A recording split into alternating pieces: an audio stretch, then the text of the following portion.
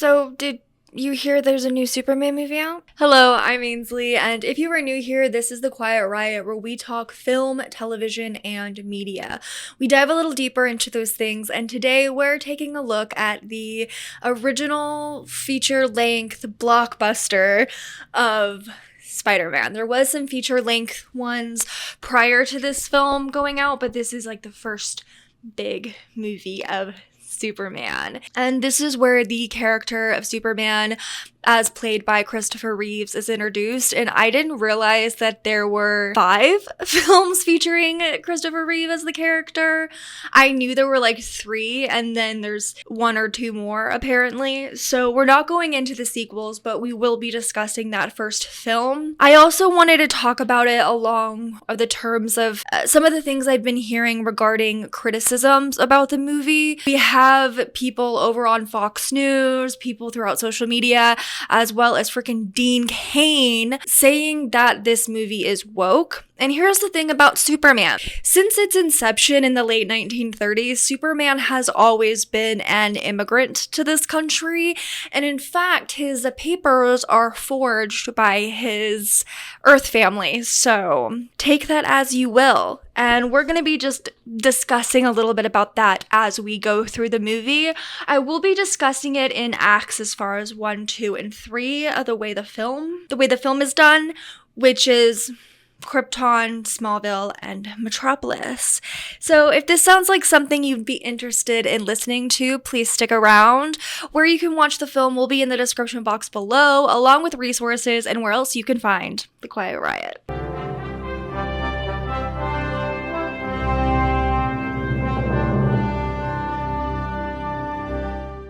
The story of Superman is one of identity and home. Young Kal-El was sent from his home on Krypton to Earth, where he landed in Smallville, Kansas, and was found by his Earth parents, Martha and Jonathan Kent. At the beginning of the film, we get to learn a little bit about Kal-El and his family by meeting his father, Jor-El. And so Jor-El is before a council, and he's sentencing future villains of the franchise, including General Zod, to the Phantom Zone. And during this opening, he also mentions to the council that, hey, Krypton's gonna be destroyed because the red sun is going to crash into ours. They don't listen to him because apparently they go to the same school as the mayor from Jaws, but lo and behold, Jor-El knows exactly what he's talking about. So him and Laura, his wife, decide to send their young son, Kal-El, to Earth. Now, this entire scene with Marlon Brando and the actress who plays Clark's mother, I'm so sorry, I cannot remember her name. I think, in my mind, I wish there was a lot more in terms of not his relationship with his mother because he's so young, but the relationship that his mother has with him, with her son.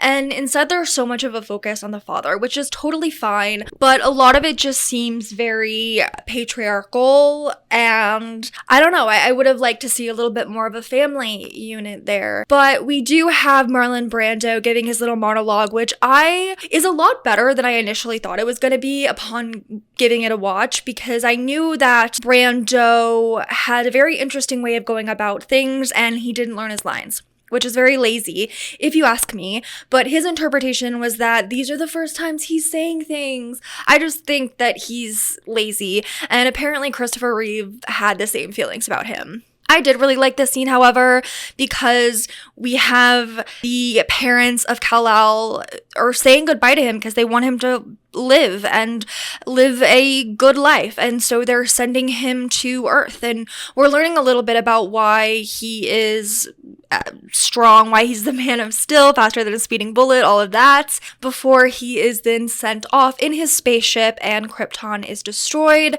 making Kal-El, aka Clark Kent, aka the future Superman, the last son of Krypton. Football team! Hey, Clark? Some time has passed between being sent from Krypton to Earth, and when the spaceship crashes, it is seen by Martha and Jonathan Kent, whose car is not doing so great. Their car has broken down and they have to fix it, and then that's when they witness the ship crash. Kal-El is a bit older at this time, he's a toddler, and they realize that he has super strength because he ends up picking up the car, and they decide to take him in. Now, here's the thing. What happens when you find a child just out in the middle of nowhere in like some kind of weird space crap? What crap? In some weird spacecraft, what are you to do? Well, you're going to take him in and forge his papers and keep him safe. In the 2000s series Smallville, which I absolutely loved as a kid and was one of my earliest introductions to the character, there is a moment where he is talking to his mother, Martha Kent, played by Annette O'Toole, who actually portrayed Lana Kent in, I think, Lana Lang in the third. And he mentions himself being an illegal alien. There's really no way to take that aspect of who Clark is, of who Superman is, away from the film. And you can try your damnedest too, but it's not going to change the fact that he was sent from Krypton to save his life. He is not only an illegal immigrant or an immigrant to this country, he is a refugee to this country. He was sent here to be safe. And Martha and Jonathan Kent raised them as their own son and kept him safe. And that is what so many people do, depending on their specific situations. And the fact that anybody would want that to be taken out of the story or expects it to be taken out of the story is absolutely crazy. And I'm just glad that the new movie is really veering into that idea of, oh, this isn't a story of an immigrant, and that he was raised in a very kind of like not super wealthy household, very working class, working man. That's something that they're really keeping into that new movie. And I can definitely see it here as well with Clark coming home and you get to see his dad working really hard. Then he ends up passing away from a heart attack. And this is something that catapults us into this new part of Clark Kent's life. Another little tidbit I did want to mention for trivia here is that the voice of the teenage Clark Kent is actually voiced by Christopher Reeve. They wanted for consistency to do that. And when I first heard that, I was not 100% sure because I was expecting it to be very horrible dubbing, but it's actually done very well.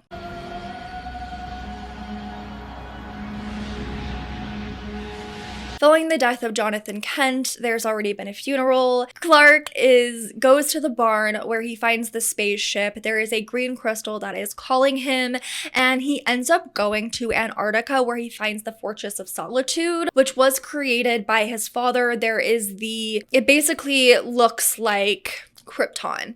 And Krypton itself almost looks very like icy and white and very like clean looking and bright. And the Arctic gives that as well upon the architecture that the Fortress of Solitude becomes. And there he has the hologram of his father, Jor-El, who ends up telling him like who he is, what he's about, gives him a little bit about his ancestry and who he is. And this is not something that up until this point Clark had really knew. Like, he knew that he was obviously different, but as far as knowing every aspect of his story, he was not privy to that. And throughout the story, a big aspect of it is identity and learning about oneself and getting to know oneself. And that's something that's very present in this story and in the story of Superman as well. I can't say I'm somebody who knows 100% every single thing there is to know about Superman, Clark Kent, and the entire story, but I have watched quite a bit of Superman. I am very interested in the whole story of Superman because I think it really speaks to something that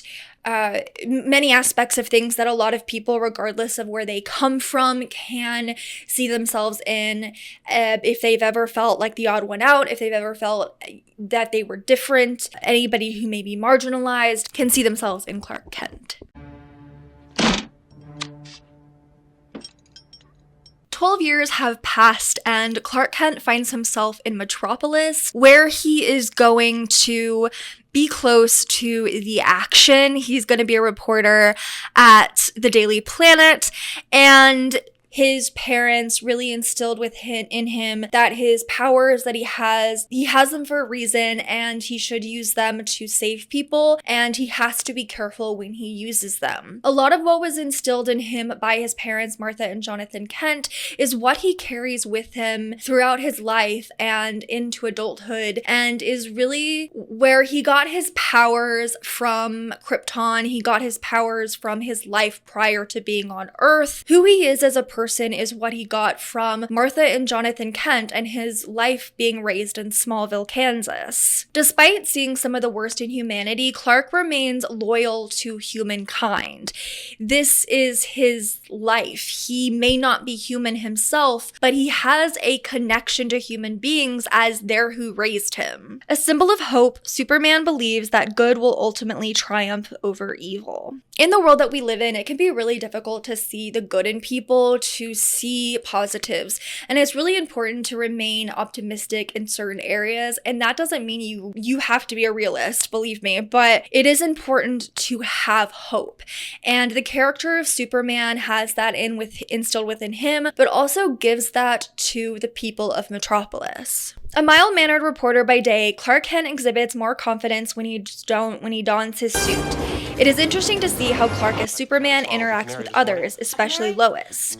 Of course, he's going to have more confidence because he gets to show off his powers and saving others. As Clark Kent, he has to hide his true self, so it's more difficult for him to have that same confidence. While in the Fortress of Solitude, Clark was warned he must not interfere with history. Sometimes love makes you do crazy things, and Clark is about to do something he shouldn't. Lex Luthor, played by Gene Hackman, R.I.P., finds out that Kryptonian. Lex is able to subdue him by kryptonite, and he plans on destroying the West so he can have like this beach coastal thing that he wants. That sounds about on par with billionaires, if we know anything today. And while he is eventually let go by Lex's girly pop girlfriend, he ends up saving other people, but unfortunately he's not able to save Lois. And being that Clark is in love, like he has feelings for Lois, but I also think being that he has this ability to help people in ways that other people can't, he takes it upon himself to basically spin the world around and goes back in time. Clark may not be human in a biological sense, but his conscience says otherwise. A refugee from planet Krypton, Clark Kent was not born here, but he was raised by his parents in a safer environment on his home planet. The world that Clark wants to live in is the world many of us would like to inhabit as well. One where good triumphs over evil. Clark Kent is a symbol of hope for the people of Metropolis, and he's become a symbol of hope for many people in our real world. He may not be human, but he is a human in spirit. He's optimistic, and while he might be a realist as well in many senses, he maintains an optimism that allows him to see the good in people, even when so many horrible things are done. I like that in this first movie we kept his enemy being Lex Luthor. That's the most important enemy to start with, because while Lex Luthor may have a ton of money and a ton of power, he is a man after all. And we see how something that Clark does have to do is take on humanity, and human beings can find ways to take on the strongest of men. And it is important to notice that even Clark, in all his strength, has his weaknesses, and it's a weakness that a lot of human beings have as well. And that is sometimes what we can do for the people we love and care about, even if it's not the best thing overall. And there's that humanity and conscience and that trial that Clark goes through and making those decisions that I find particularly interesting about the character. I didn't go into every single detail of the movie, But from what we see, particularly from Smallville throughout the Fortress of Solitude into Metropolis, we see as if Clark is growing, and while he is becoming more true to his self as a Kryptonian, he, as a result, also becomes more true to himself as a human, as a person. Like, he may not be human, but he was raised in that way, and so he is a person. Christopher Reeve gave one of my favorite performances as Clark Kent. I personally really like Christopher Reeve, George Reeves, and Tom Welling's performances. I can't say that I have seen any of the other movies, which I need to. I really want to go see the new one. I haven't seen a lot of previews for it. I've listened to people talk about it a little bit, and a lot of it has been more me seeing the commentary from one side to the other. But again, Superman at its core is a story of an immigrant, of someone who comes to this country, this earth, and gives back to it, really. And the reality is that there are so many people who come to this country as immigrants, as refugees, and first of all, they're living beings.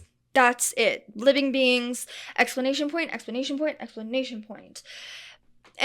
But they do also contribute to our society, and yet they're treated horribly.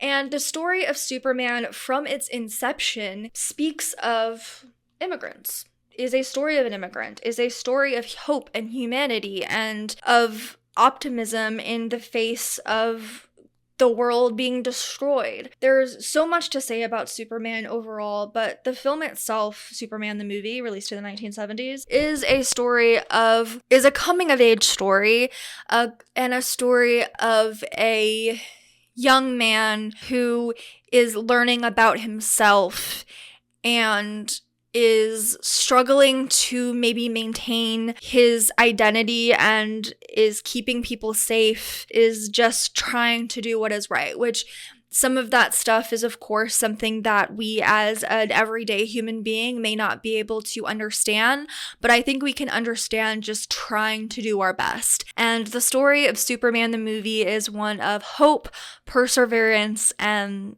just trying to do our best. I really like the first Superman movie. I have watched the original George Reeve series, and there is a movie that features George Reeve that was basically worked as a pilot of sorts for that series. I think that I had saw Superman the movie when I was a lot younger, but I can't really remember. So when I went into this, there were many aspects of it that were new. It was like watching it for the first time again. I have to say I love George Reeve's performance, and I love a lot of the casting choices. I'm not a big fan of Marlon Brando as Jor-El. Apparently, Paul Newman was offered his choice of roles, and he decided to turn them all down, but I would have loved to see his interpretation of the character because I much prefer Paul Newman as an actor, and just hearing more about who Paul Newman is versus who Marlon Brando is, I do think Paul would have been a great choice, and I think he would have worked very well with Christopher Reeve and with the actress who portrays Laura. We don't often get to see a lot of Martha Kent and Jonathan Kent, and I wish we could have seen a little bit more of them since you've got great character actors playing the parents, but I understand why we don't spend as much time in Kansas because this is the story of Superman. This is the story of Clark Kent becoming Superman, so we're going to spend a lot more time with that.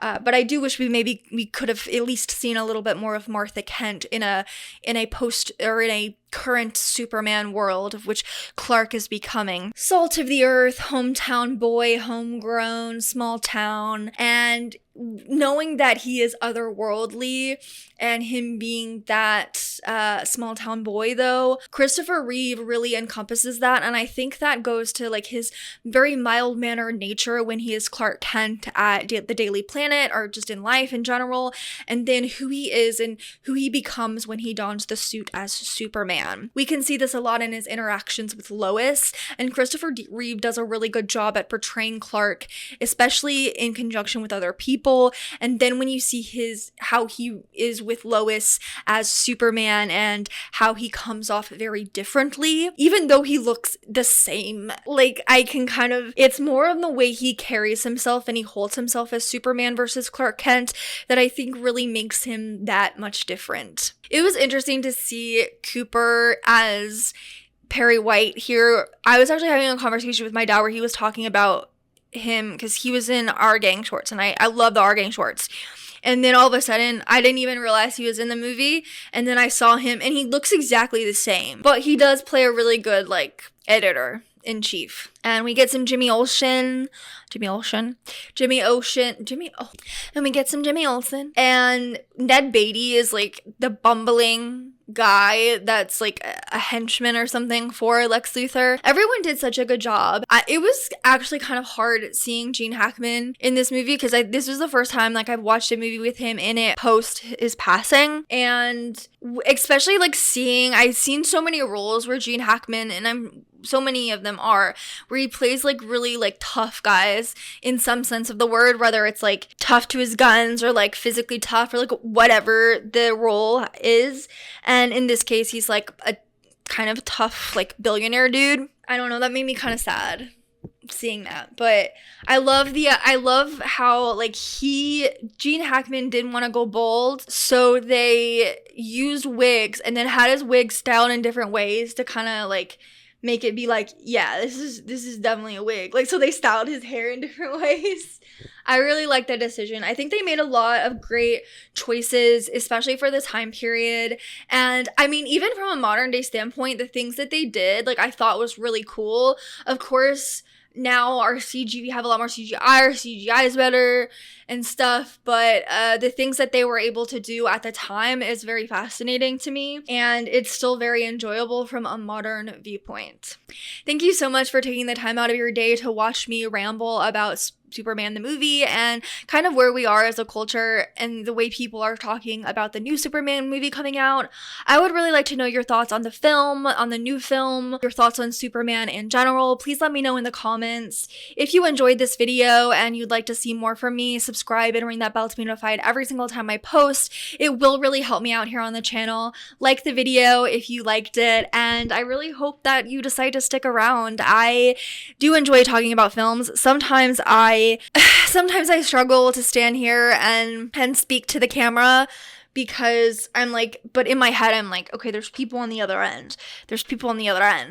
And my last video didn't do too well, but then I also got to remember, like, I like talking about these things. Sometimes they're not going to do that great. Sometimes they're going to surprise me and do really well. So you just kind of got to go with the flow. And that's what we do here on the Quiet Riot. We go with the flow. I will see you next time.